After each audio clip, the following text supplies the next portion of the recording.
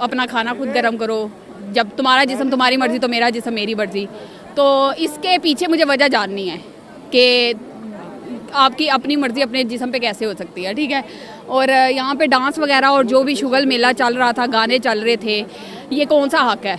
जो पूरी दुनिया के जो मुस्लिम प्रोपेगेंडिस्ट हैं और कुछ फार लेफ्ट के जो लोग हैं, जो कॉमीज हैं, शायद इनका नजरिया दो ही ऑप्शंस हो सकती हैं। या तो ये वाकई समझते हैं जो हमास ने किया वो सही किया, या फिर ये आई वॉश है जो पाकिस्तान की अपनी लोकल ऑडियंस को ये दिखाने के लिए कि नहीं हम फलस्तीन के ऊपर भी बोलते हैं। उसी तरह जिस तरह पीटीआई वालों ने इनको ऊपर बड़ा प्रेशर डाला कि अब आप हमारे लिए क्यों नहीं बोल रहे, हमारे इंसानी हकूक की भी तो पाबंदी हो रही है। दोनों में से जोन सी भी ऑप्शन है वो दोनों गलत है, उसके ऊपर इनकी सर्जनिश। पहली बात तो ये जो हम इंटरव्यू दे रहे हैं ना, वो इसलिए है कि अगर अभी कोविड जो चल रहा है ना, उसमें से सारी आगे औरतें ही हैं। आपकी लेडी हेल्थ वर्कर्स औरतें हैं, मैनेज तबके की औरतें हैं, जो घर पे देखभाल करती हैं, वो औरतें। आज हम उनके लिए खड़े हुए हैं। आज़ादी हमें इस निज़ाम से चाहिए, इसलिए रोडें भी हमारी हैं और इसलिए आज औरतें निकली हुई हैं अपनी आज़ादी के लिए। इस सरमायादार निज़ाम से, IMF की पॉलिसी से जो हमारा बजट को खा रही हैं, और इसलिए हम सब आज निकले हुए हैं। बैनर्स औरतें की अपने वो लाते हैं अपने घरों से, लेकिन जो औरत आज़ादी मार्च आज खड़ा हुआ है और जो आज़ादी जो हमारे फोर फादर्स ने भी मांगी है ब्रिटिश राज से, वो आज़ादी हम आज मांग रहे हैं इस निज़ाम से। ये शुरू से बोलती हूँ कि ये एक पब्लिक इवेंट है।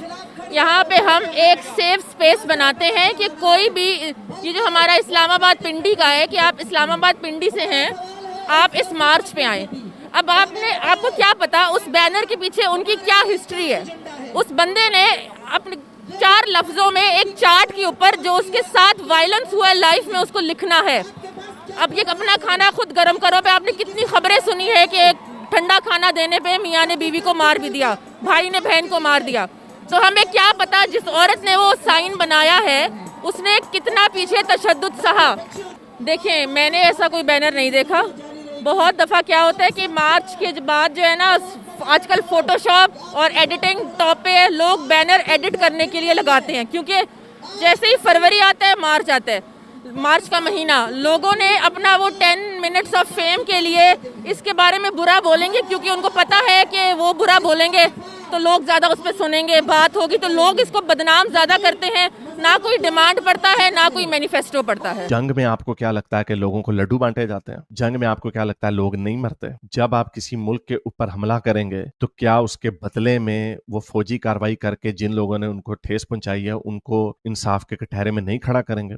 ये जंगें ऐसी ही होती हैं। अब ये जो कह रही हैं इसराइल एक वेस्टर्न स्टाइल लिबरल डेमोक्रेसी है, ठीक है, उसकी बहुत सारी फ्लॉज हैं, लेकिन पूरे मिडल ईस्ट में एक ही डेमोक्रेसी है। अगर आपने इराक को इंक्लूड करना तो चलें कर लें, लेकिन उसके अलावा पूरे मिडल ईस्ट में एक ही डेमोक्रेसी है जो इसराइल है, जो मुसलमानों को एक आंख नहीं भाता, जिसको वो from the river to the sea Palestine will be free करके खत्म करना चाहते हैं। ये इनके अज़ाइम हैं हमास के, और मुझे उम्मीद यही है और बल्कि खुशी भी है इस बात की कि बहुत सारे गजा के लोग हमास से अब तंग आ चुके हैं। तो जिसको ये डिफेंड कर रही हैं कि ये नीचे कौन है, ऑब्वियसली एक कैटास्ट्रोफी है। बहुत सारे लोगों के ऊपर इस वक्त जुल्म के पहाड़ टूटा हुआ है, जिसकी जिम्मेदार सिर्फ हमास है। ये हमास वाले गजा की औरतों के ऊपर तशद्दुद कर रहे हैं, जिनके ऊपर पहले ही उन्होंने तंबू चढ़ाए हुए हैं, उनके काले कपड़े बांधे हुए हैं, उनको as a 3rd class citizen use करते हैं। यहाँ पर इनके ऊपर पिटाई हो रही है। और ये है वो फलस्तीन जिसको ये औरत मार्च वाले पूरी दुनिया के लेफ्टिस्ट जो हैं, कौमीज जो हैं, और ये जो मुस्लिम प्रोपेगेंडिस्ट जो हैं, ये वाली दुनिया क्रिएट करना चाहते हैं।